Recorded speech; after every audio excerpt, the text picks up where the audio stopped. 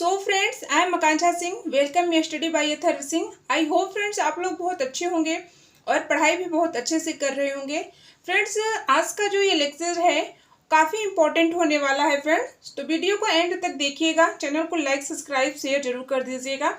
Friends, TS Eliot के objective question है, तो इसके पहले मैंने 2 वीडियो अपलोड किए हैं टीएस इलियट के, तो आप उस वीडियो को जरूर देख लीजिएगा फ्रेंड्स। और आज की जो वीडियो है ये काफ़ी इम्पोर्टेंट है और इसमें काफ़ी इम्पोर्टेंट क्वेश्चंस हैं, तो आप इस वीडियो को मिस मत कीजिएगा, जरूर देखिएगा और चैनल को लाइक सब्सक्राइब शेयर जरूर कर दीजिएगा। तो चलिए फ्रेंड्स, बिना देरी किए हुए वीडियो को स्टार्ट करते हैं। और एक बात फ्रेंड्स कि आप मुझे फेसबुक पर भी फॉलो कर सकते हैं। मेरा फेसबुक पेज है, मैं उस पर ऑब्जेक्टिव क्वेश्चन लिटरेरी टर्म के भी ऑब्जेक्टिव क्वेश्चंस को अपलोड करती हूँ, तो आप उसको इजीली देख सकते हैं और आप उसको नोट्स भी कर सकते हैं। तो चलिए फ्रेंड्स, आज का जो क्वेश्चन है उसको स्टार्ट करते हैं। Who thinks that there is an element of intellectual snobbery in Eliot's criticism? Who thinks, कौन सोचता है, इन एलिमेंट्स का मतलब होता है एक तत्व, इंटेलेक्चुअल बौद्धिक, स्नोवी क्रिटिसिज्म असभ्यता के गुण की आलोचना। जो असभ्यता के गुण की आलोचना है, बौद्धिक का एक तत्व है, वह कौन सोचता है? तो उसका करेक्ट आंसर आपको बताना है। तो उसका करेक्ट आंसर है George Batson. A correct answer है। सी next question friends. The epigraph of the Waste Land is from. Waste Land की सूक्ति है, इसका करेक्ट आंसर आपको बताना है। तो इसका करेक्ट आंसर है सी। इसका करेक्ट आंसर है सी, सेट्रिकन पोर्ट्रेनिसियस और विटर। इसका करेक्ट आंसर सी है। अब नेक्स्ट क्वेश्चन देखते हैं। Eliot has dedicated on his poems to Ezra Pound, name the poem. Eliot ने डेडिकेटेड ऑफ हिज पोएम, अपनी पोएम इजरा पाउंड को किसको डेडिकेट किए हैं? तो इसका करेक्ट आंसर आपको बताना है। तो इसका करेक्ट आंसर है सी। वन सेकेंड फिर, ए सही है। इसका करेक्ट आंसर ए है, वास्टलैंड। वास्टलैंड को टीएस इलियट ने इजरा पाउंड को डेडिकेट किया है। Eliot describes Ganga as. Eliot describes Ganga as, तो इसका करेक्ट आंसर बताना है friends, sunken. Sunken, TS Eliot ने डिस्क्राइब्स गंगा का वर्णन सनकेन किया है। सी next question. The introduction of 4 Sanskrit word in the Wasteland in derived from. अब इसका करेक्ट आंसर आपको बताना है फ्रेंड्स। इसको आप बहुत ध्यान देंगे और ये काफ़ी इंपॉर्टेंट क्वेश्चन है, तो ये कई बार पूछा भी गया है, तो आप इसको ध्यान दीजिएगा। द इंट्रक्शन मतलब कि प्रवेश में द 4, जैसे 4 लाइन के स्टार्ट में ही संस्कृत वर्ड है, वास्टलैंड के डिराइव्ड से उत्पन्न है, तो उसको आपको बताना है कि वो संस्कृत के 4 वर्ड आपको बताना है। तो इसका करेक्ट आंसर है ए। इसका करेक्ट आंसर ए है, Brihadaranyaka Upanishad. Yes, correct pronounce के Brihadaranyaka Upanishad. See next question. Which month is the cruellest month in the Wasteland. जो क्रूलेस्ट का महीना होता है वास्टलैंड में, किसको बताया गया है? ये आपको करेक्ट आंसर बताना है। तो इसका करेक्ट आंसर है ए, अप्रैल। अप्रैल का जो महीना है वो काफी क्रूलेस्ट से बताया गया है। आई होप फ्रेंड्स कि आप नोट करते चल रहे हैं। See next question. Madam Sesostris, yes, madam Sesostris famous clairvoyante appear in. तो इसका करेक्ट आंसर आपको बताना है। तो 62 का फ्रेंड्स करेक्ट आंसर आपको बताना है। तो 62 का करेक्ट आंसर है सी, वास्टलैंड। यस, इसका करेक्ट आंसर है सी। नेक्स्ट क्वेश्चन देखते हैं। Those are pearls that were his eyes. Here Eliot has used the lines of Shakespeare of which drama in these line। कहते हैं फ्रेंड्स वे मोती हैं जो उसकी आंखें हैं। दोज आर पर्ल्स वो मोती हैं। डेट वर हिज आइज जो उसकी आंखें हैं। Here Eliot has used lines Shakespeare. Eliot ने ये जो लाइन यूज किया है शेक्सपियर के of his drama in this line, Shakespeare के किस ड्रामा की ये लाइन है? तो इसका करेक्ट आंसर है फ्रेंड्स, इसका करेक्ट आंसर है द टेम्पेस्ट। ए इसका करेक्ट आंसर है। इसके बारे में थोड़ी जानकारी ले लेते हैं। ये एरियल गीत गाता है फ्रेंड्स। टेम्पेस्ट का ये जो है नायक है ये एरियल है, ये गीत को गाता है और ये इसमें यही बताना चाहता है कि उसके पिता फर्डिनेंट, अपने पिता फर्डिनेंट के बारे में बताता है कि वो अपने पिता के साथ एक जहाज में जा रहा था। अचानक जहाज में तूफान आ जाता है और उसके पिता उसी में डूबकर मर जाते हैं। तो वो उसी लाइन का संकेत करता है कि the pearl that were his eyes, वे मोती हैं जो उसकी आंखें हैं। तो ये शेक्सपियर के द टेम्पेस्ट ड्रामा की लाइन है। आई होप फ्रेंड्स आपको समझ में आ रहा होगा। There is a story of Lil and her husband in which part of the Waste Land does it appear. There is a story Lil and her husband, Lil और उसके husband की जो कहानी है which part of Waste Land के किस part की ये है, तो ये आपको बताना है। तो इसका करेक्ट आंसर है A, in the second part a game of chess, इसका करेक्ट आंसर है। O that Shakespearian rag it's so elegant where do this line appear. तो इसका करेक्ट आंसर आपको बताना है फ्रेंड्स। 65 का करेक्ट आंसर आपको बताना है कि ओ डैट वह शेक्सपियरियन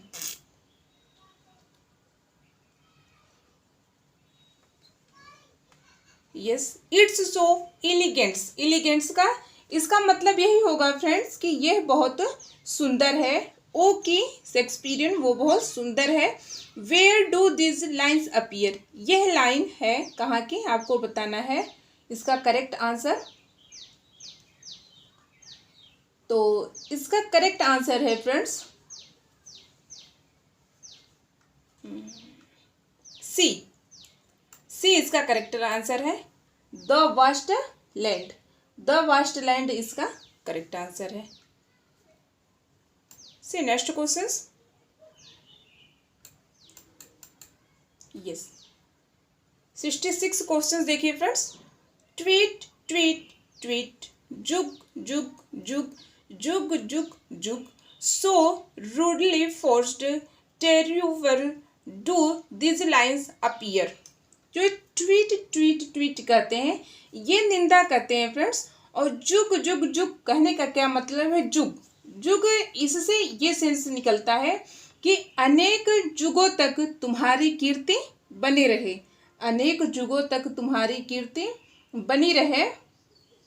सो रूडली फोर्स्ड, जो बेरहमी से मजबूर है।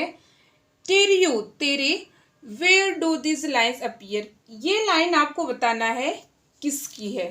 तो ये लाइन है वास्ट लैंड की, ये वास्ट लैंड की लाइन है। 67 क्वेश्चन देखिए। Who is the Smyrna merchant is the Waste Land. तो इसका करेक्ट आंसर बताना है। इसका करेक्ट आंसर है ए, मिस्टर यूजीनिक्स, इसका करेक्ट आंसर है Eugenides. Who is the Phoenician sailor is the Waste Land. इसका करेक्ट आंसर आपको बताना है फ्रेंड्स। और 68 का, तो 68 का करेक्ट आंसर है सी, फ्लेवर्स, फ्लेवर्स इसका करेक्ट आंसर है। अब इस क्वेश्चन को देखिए फ्रेंड्स। ये बहुत अपने आप में बहुत इंपॉर्टेंट क्वेश्चन है और ये बड़ी फेमस लाइन्स है। आप इसको जरूर देखिएगा और ध्यान भी दीजिएगा और नोट भी कीजिएगा फ्रेंड्स। मैं आपसे बार बार कहती हूँ, नोट्स करने से आप ही का फायदा होगा। चलिए देखते हैं। दत्ता दैत्वम, ध्यान दीजिएगा। दमयता, ये है दयात्वम है, ये दयात्वम है। Datta Dayadhvam Damyata. Shantih shantih shantih are the words used by Elliot.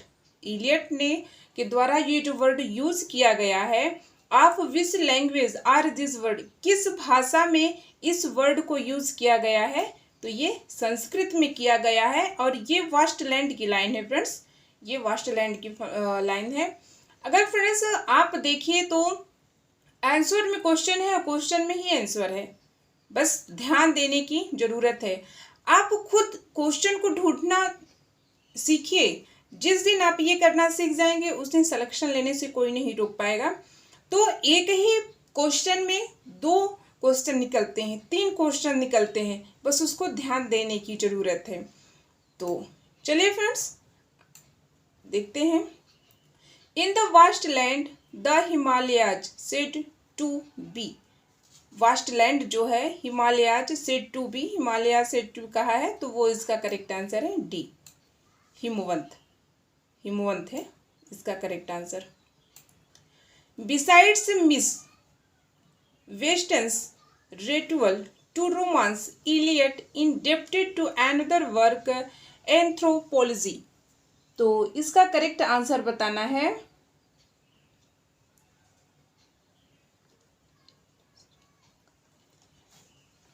इसका कहने का क्या मतलब है फ्रेंड्स कि बिसाइड्स मतलब अतिरिक्त होता है, के अतिरिक्त होता है। जो ये रस्म रिवाज है, तो ये जो दूसरों को काम करने पे रेडी होता है। कहने का क्या मतलब है कि एंथ्रोपोलॉजी, एंथ्रोपोलॉजी मतलब क्या होता है, मनुष्य जाति का जो विज्ञान है, तो उसी का आपके बारे में इसका बताना है। तो इसका करेक्ट आंसर आपको बताना है। तो 71 का करेक्ट आंसर है ए, द गोल्डन बॉट इसका करेक्ट आंसर है। नेक्स्ट क्वेश्चन देखते हैं। Eliot is indebted to 2 works, the golden bough and the other. Eliot indebted 2 work किए हैं। तो पहला तो है वर्क द गोल्डन बॉट है और अदर, दूसरा आपको बताना है। तो 72 का करेक्ट आंसर है एडोनिस, एटिस, ओरिस। इसका करेक्ट आंसर है ए। व्हाट इज मीनिंग ऑफ इल मिग्लियोर फेब्रो। तो इसका मतलब आपको बताना है कि इल मिग्लियर फेब्रो का मतलब क्या होता है। तो इसका करेक्ट आंसर आपको बताना है। तो इसका करेक्ट आंसर है डी, द बेटर क्राफ्ट्समैन, बेहतर शिल्पकार। इसका मतलब यही है।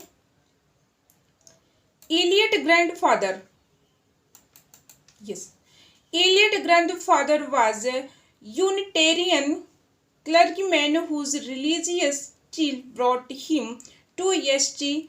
Louis in 1834. What is the name of Eliot grandfather?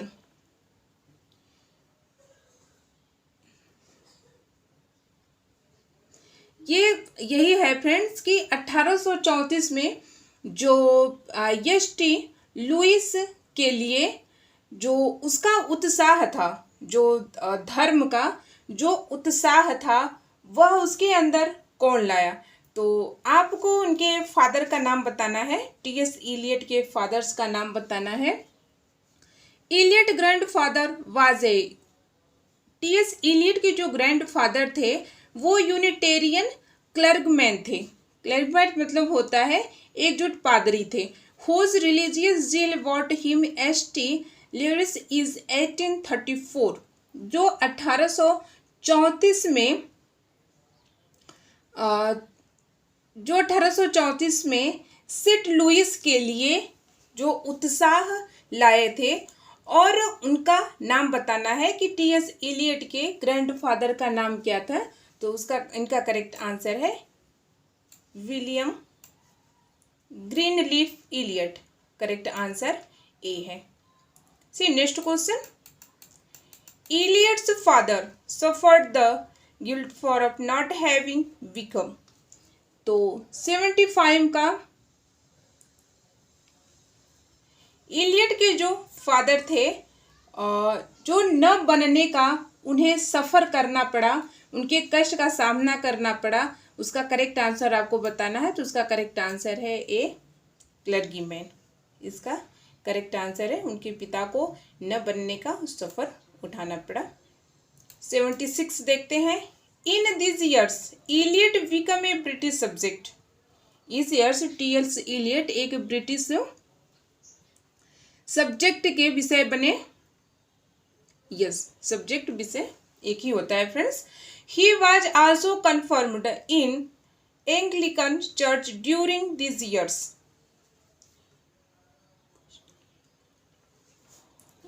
He was also confirmed the Anglican church की ड्यूरिंग दिस ईयर्स। इस ईयर्स के दौरान, इस साल के दौरान टी.एस. इलियट ने एंग्लिकन चर्च की जो पुष्टि की है एक ब्रिटिश विषय के दौरान किस सत्र में किए हैं, किस सन में किए हैं। तो उसका करेक्ट आंसर आपको बताना है। तो उसका करेक्ट आंसर है बी 1927, 1927 में। Eliot received a solid classical education at Smith Academy in। Eliot ने receive a solid classical education at Smith Academy. Eliot ने एक ठोस शास्त्रीय शिक्षा प्राप्त की। तो वो शिक्षा कहाँ प्राप्त किए थे, किस एकेडमी में किए थे। तो इसका करेक्ट आंसर आपको बताना है। तो इसका करेक्ट आंसर है सी, सेंट लुइस में किए थे। इसका करेक्ट आंसर है सी। 77 का करेक्ट आंसर है Saint Louis. See next question, in preparation for his entrance to Harvard in 96 Eliot attended Milton Academy in. तो इसका करेक्ट आंसर बताना है फ्रेंड कि जो हार्वर्ड में वो प्रवेश की तैयारी कर रहे थे और टी.एस. इलियट जो 1906 में हार्वर्ड में जो प्रवेश किए थे और जो वहाँ पे तैयारी किए थे, तो जो उसमें भाग लिए थे, यही कहने का सेंस है। तो वो बताना है आपको। तो किस में भाग लिए थे। तो ए है मैसाचुसेट्स में वह भाग लिए थे और 1906 में और हार्वर्ड में। Eliot followed the lead of Arthur Symons, the symbolist movement in literary 1899. He read the French symbolist, and French symbolist was his favorite. What is his name? इसी में देखिए फ्रेंड्स 3 क्वेश्चंस आपको मिल जाएंगे, बस आपको देखने की जरूरत है।